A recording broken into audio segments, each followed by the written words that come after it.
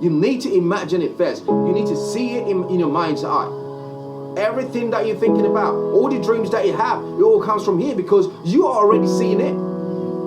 You are already seeing it in your mind. You can see it.